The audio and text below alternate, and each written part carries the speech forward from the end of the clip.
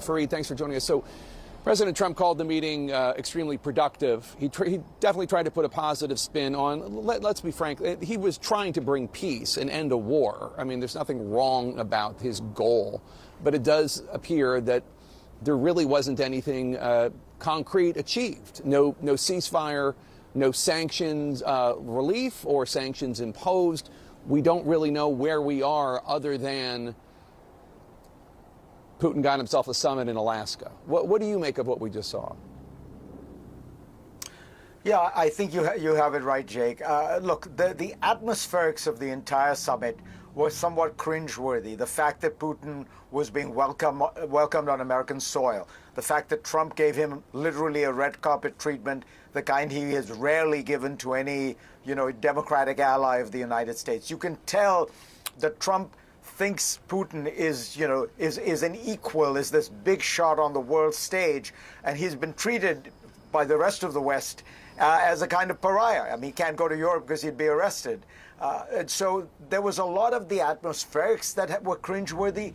But I will say, on the most important thing, at least for me, it was positive that there was no deal. I think everyone was worried that there was going to be a deal in which Trump was going to make major concessions.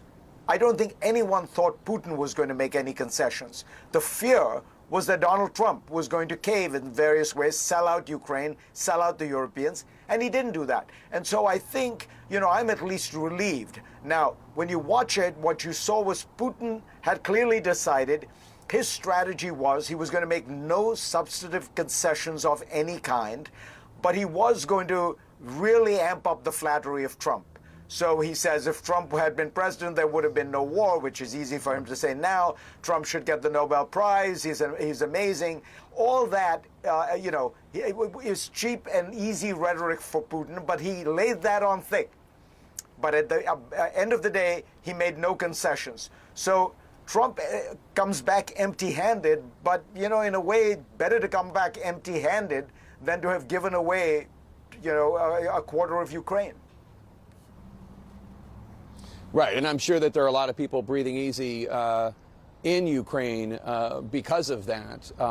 I wonder if you think, with no apparent concrete progress at the summit, at least none that was announced, is there an upside for President Trump? I mean, he can say he tried for peace, and that's not nothing, but there's also the flip side of that, which is Putin might leave here bolstered, both domestically and on the international stage, no?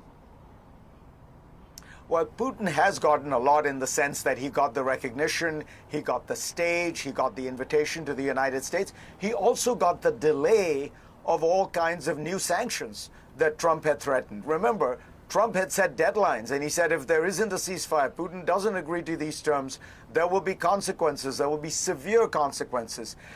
None of that appears to be happening, and in fact, Foreign Minister Lavrov, the Russian foreign minister, said he expects sanctions to be lifted as a result of this. Now, he said that a little earlier, so we don't know where that is. But yeah, it's hard to spin this in a positive direction if you believe that, it is important to preserve Ukraine as an independent sovereign state.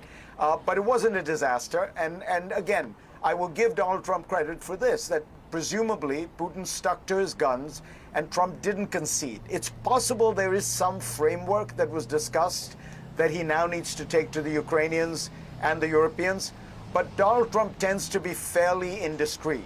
So if there is such a framework, if anything substantive was agreed on, we will know in the next hour. It is inconceivable to me that Trump will be able to keep that quiet.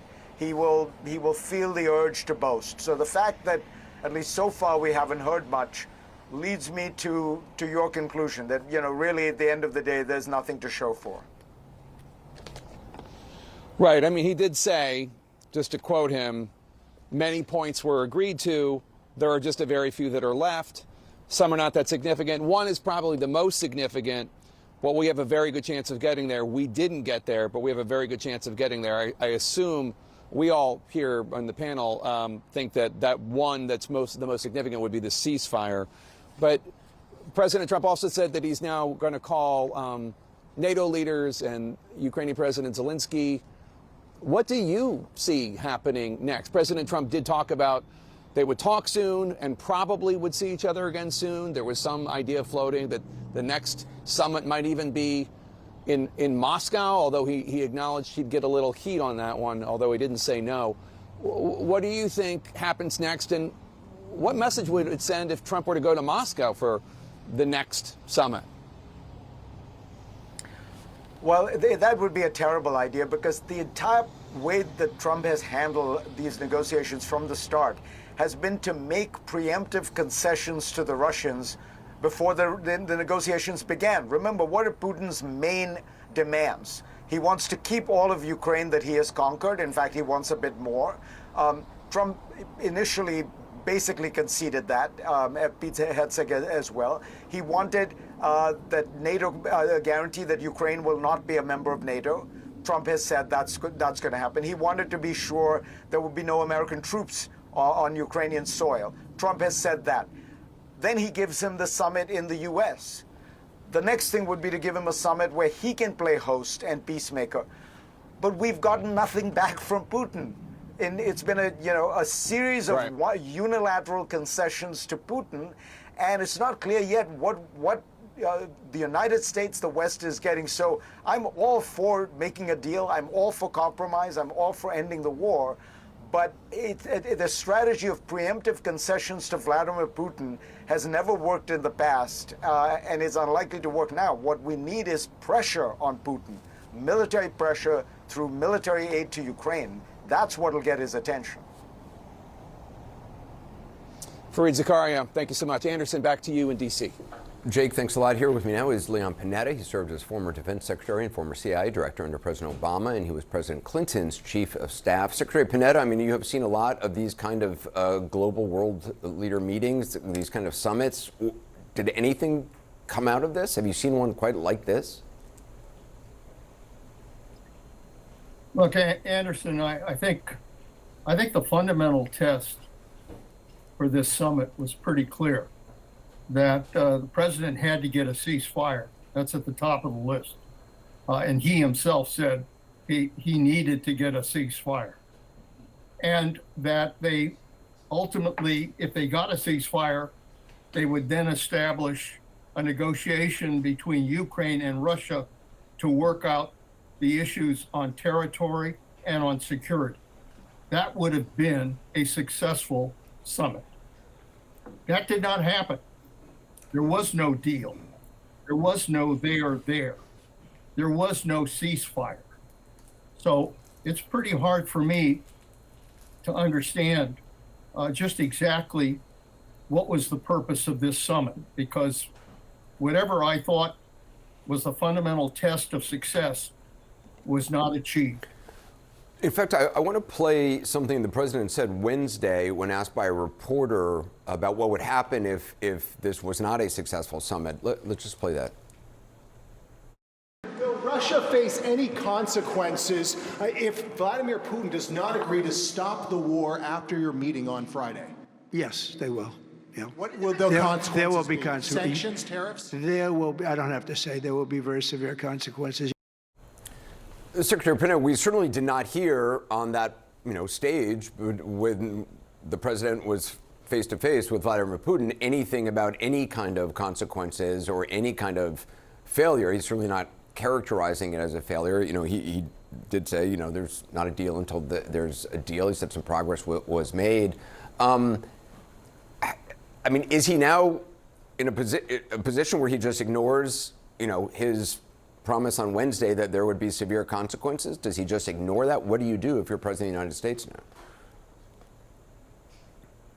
Anderson, I think the fundamental problem here is the way that President Trump thought he could make progress with Putin. He really felt that because of their friendship, that he could basically schmooze Putin, do the red carpet, have him drive together towards the summit, and that ultimately, by the power of Trump's personality, that somehow he could get Putin to agree to a ceasefire. For all those of us who dealt with Putin, that's not the way to deal with Putin. You don't schmooze Putin. You've got to be tough with Putin. Putin is a tough actor. Putin knows what he wants. Putin is not to be trusted. And you've got to be tough with him. You've got to come down. You've got to implement sanctions. You've got to provide weapons to the Ukrainians. That is being tough with Putin. That's what Putin understands.